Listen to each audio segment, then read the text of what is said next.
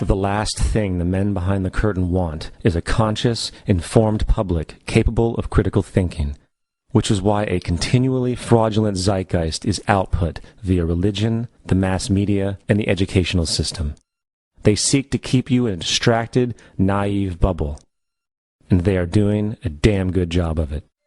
In 2005, an arrangement between Canada, Mexico, and the United States was made. This arrangement, unannounced to the public, unregulated by Congress, merges the United States, Mexico, and Canada into one entity, erasing all borders. It's called the North American Union, and you might want to ask yourself why you've never heard of this. In fact, there is only one mainstream reporter who has actually heard of and has had the courage to cover this issue. The Bush administration's open borders policy and its decision to ignore the enforcement of this country's immigration laws is part of a broader agenda.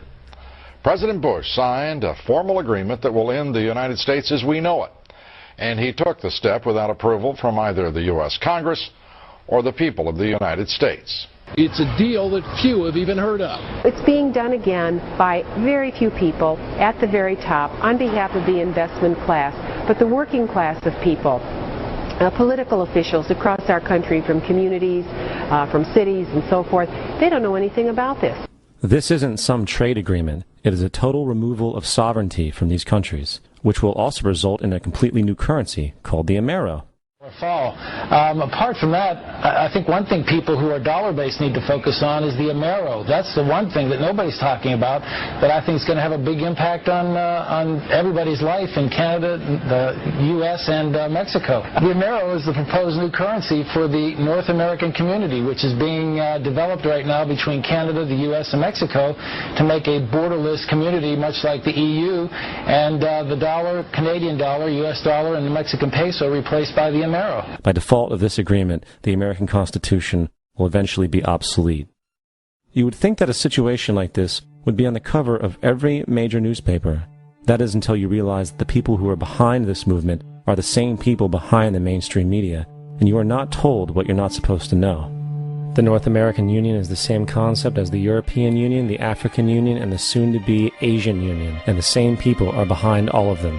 And, when the time is right, the North American Union, the European Union, the African Union, and the Asian Union will be merged together, forming the final stages of a plan these men have been working on for over 60 years.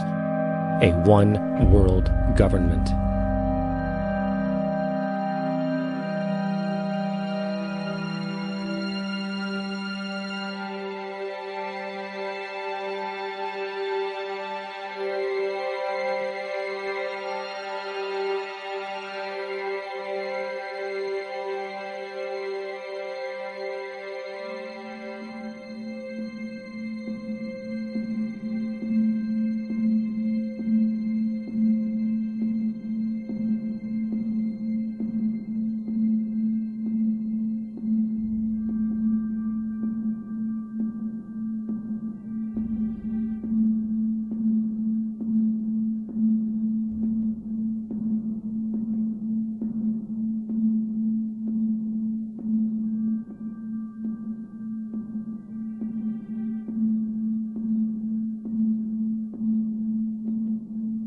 One bank, one army, one center of power. And if we have learned anything from history, it is that power corrupts, and absolute power corrupts absolutely. This is Aaron Russo, a filmmaker and former politician. To his left is Nicholas Rockefeller of the infamous Rockefeller banking and business dynasty. After maintaining a close friendship with Nicholas Rockefeller, Aaron eventually ended the relationship, appalled by what he had learned about the Rockefellers and their ambitions. I got a call one day from an attorney woman I knew, and she said, "Would you like to meet one of the Rockefellers?" I said, "Sure, I'd love to." And we became friends, and he began to divulge a lot of things to me.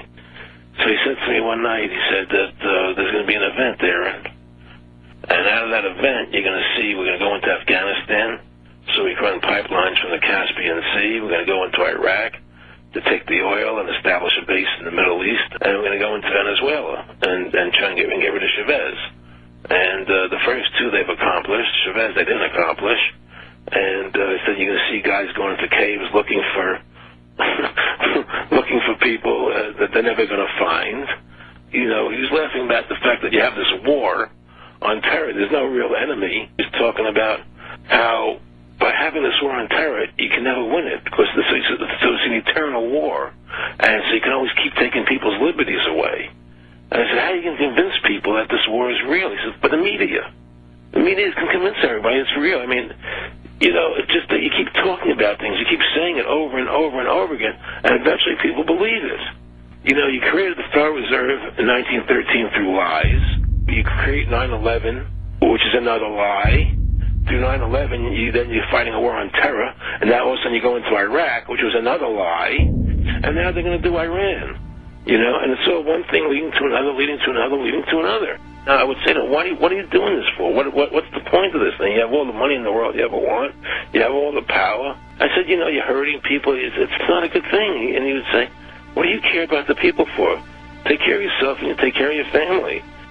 And then I said to him, what are the ultimate goals here? He said, the ultimate goal is to get everybody in this world chipped with the RFID chip and have all money be on those chips and everything on those chips. And if anybody wants to protest what we do or violate what we want, we just turn off their chip. That's right, microchipped. In 2005, Congress, under the pretense of immigration control and the so-called war on terrorism, passed the REAL ID Act, under which it is projected by May 2008, you will be required to carry around a federal identification card, which includes on it a scannable barcode with your personal information.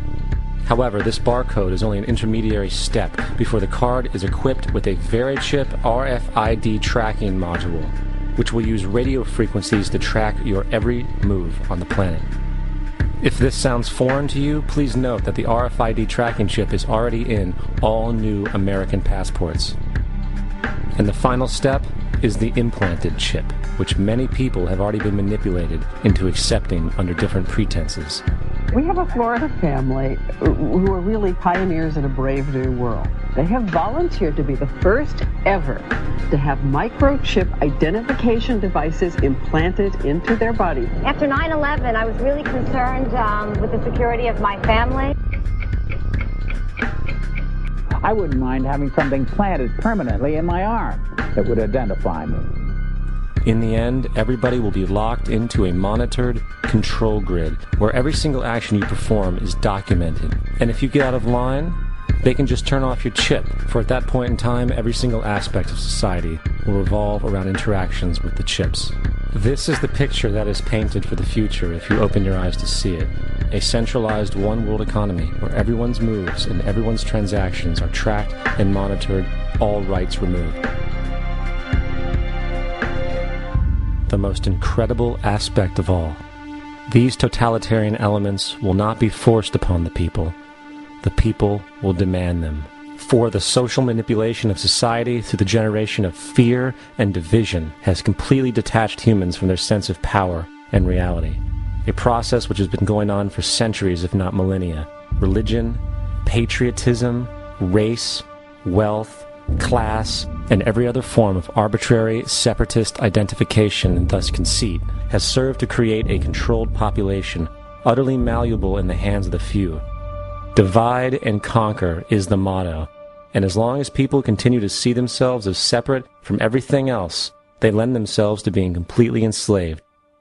The men behind the curtain know this, and they also know that if people ever realize the truth of their relationship to nature and the truth of their personal power, the entire manufactured zeitgeist they prey upon will collapse like a house of cards.